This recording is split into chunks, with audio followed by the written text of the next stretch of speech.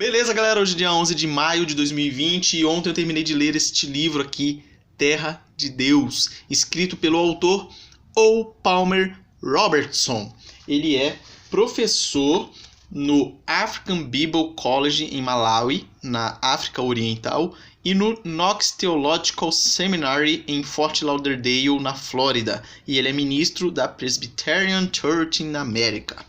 Muito legal esse livro. Ele faz parte da disciplina. Ele foi pedido na disciplina de Geografia e Arqueologia Bíblica do seminário. Nós tínhamos que ler esse livro e responder algumas questões como se fosse uma provinha. Ele é bem fininho e ele trata da geografia bíblica. E ele tem um aspecto bem interessante. Ele não fica fixo apenas para falar a respeito da geografia do local. Ele faz um paralelo entre o plano de redenção, e isso é a parte mais interessante desse livro.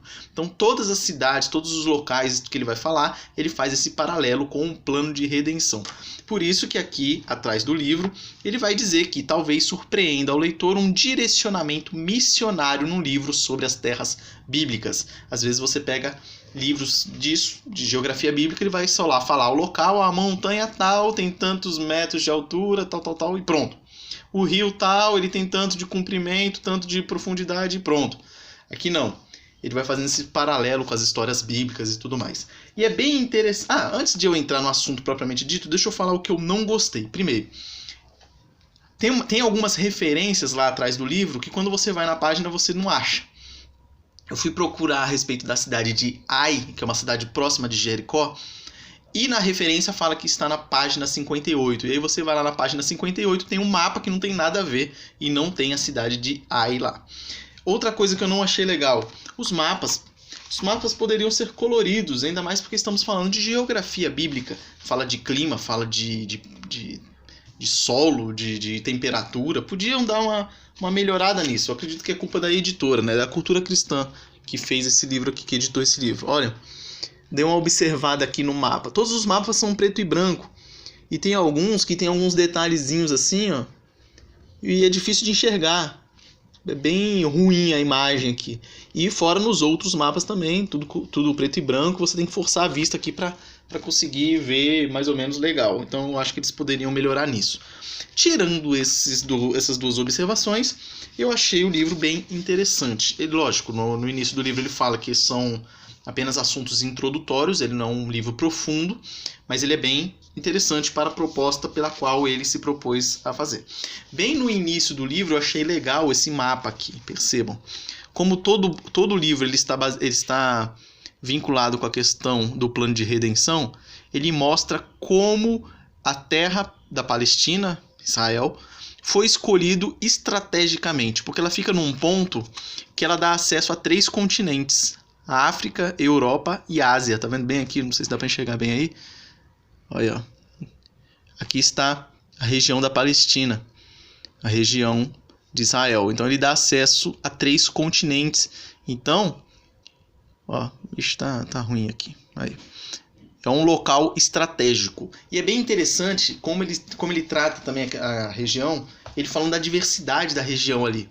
Então você vai ter montes ali de 2.700 metros de altura e você vai ter um dos pontos mais baixos da Terra, que é a região do Mar Morto, com 400 metros abaixo da linha do mar. E se você for analisar o território em si, o território ali ele é equivalente ao estado de Sergipe aqui no Brasil. Então ele é pequenininho. O estado de Israel ele tem 240 metros de comprimento e 89 de largura.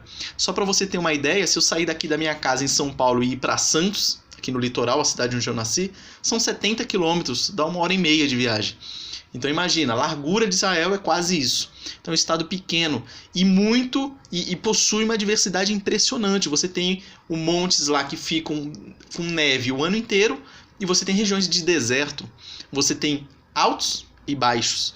Você tem área produtiva e área não produtiva. Então é muito interessante observar por essa perspectiva. Depois, na hora que ele está falando vou dar um exemplo, na verdade, eu anotei aqui bem interessante dessa questão dessa diversidade. Jerusalém, ela fica a mais ou menos 30 quilômetros da cidade de Jericó.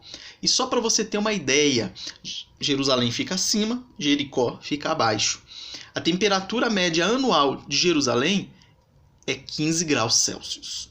E de Jericó, 46. Olha a diferença. E a distância de 30 quilômetros. Então, num lugar você vai ter um frio, no outro lugar um calor do caramba. Num pequeno local. É bem interessante observar essa questão. Jericó fica a 240 metros abaixo do nível do mar, né? O Mar Morto fica a 400, então o Mar Morto fica bem abaixo da linha do mar, você sobe um pouquinho, você tem Jericó. E olha que interessante essa perspectiva. Lá na página 111 ele vai falar a respeito do físico de Jesus Cristo. Para você ver como Jesus ele era fisicamente apto. Por quê? Porque ele saiu de Jericó e foi para Jerusalém. Detalhe, 30 quilômetros de distância.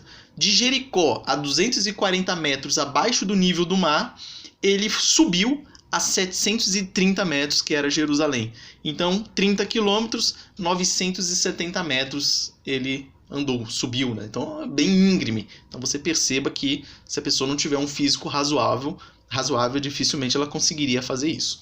Lá no final do livro, ele vai fazer um paralelo interessante, um contraste interessante sobre a visão que algumas pessoas já tiveram da terra lá da Palestina. Então ele faz um paralelo entre a visão das pessoas dos cruzados, na época das cruzadas, a visão do peregrino, da visão do sionista, a visão do milenarista e a visão da renovação, mostrando como o passar do tempo foi mudando a imagem lá da terra de Israel, como sendo primeiro uma terra santa, depois pessoas imaginando que a água do Rio Jordão é mais sagrada do que outras, pessoas querendo peregrinar para lá como se fosse um aditivo para a sua salvação. Então ele vai mostrando isso aí e vai falando que a gente tem que ficar atento com isso para não dar valor a mais para o local do que deveria realmente ter. E no final, a conclusão, lá na página 131, que eu vou ler aqui um parágrafo, porque eu achei bem interessante, ele vai dizer o seguinte: ainda hoje, se referindo à terra lá, ela presta um serviço relevante ao reino de Cristo. Se vista corretamente, pode reforçar, iluminar e dramatizar as verdades eternas da Bíblia. Pode inspirar um amor mais profundo à palavra de Deus e aperfeiçoar o entendimento salvífico do plano eterno da redenção. É assim que ele termina o livro. Muito interessante, se você tiver interesse, adquira. Ele vai falar muitas características interessantes ali da região, de temperatura, de clima, de vegetação, de localidade, de cidades, as cidades mais importantes. Vai falar, por exemplo, ele vai falar de Jerusalém, aí primeiro ele te dá uma descrição da cidade, onde ela fica, qual é a altitude, qual é o tamanho e tudo mais. Depois vai falar dos pontos, das coisas que aconteceram lá de importantes durante a história. Ele fala sobre os montes principais ali da região. O Monte Hebron, o Monte tal, e vai falar onde ele fica localizado, era a região do quê, o que aconteceu naquele período, na época do Antigo Testamento, depois na época do Novo Testamento, as cidades tais, vai falar um pouco a respeito de alguns sítios arqueológicos que hoje em dia você já tem. Vai falar de uma coisa bem interessante a respeito de Jericó, porque Jericó você tem a cidade antiga e a cidade nova de Jericó. Então, lá aquela cidade lá que Josué invadiu, a Jericó, não é aquela mesma em que Jesus curou os cegos lá. Então, tem uma distância ali, Jericó antiga e Jericó nova. Então, muito interessante, muito legal. Se você gosta de arqueologia bíblica, adquira esse livro que vai fazer vai servir para muita coisa boa para você aí. Vai ser legal. Um forte abraço então e até a próxima.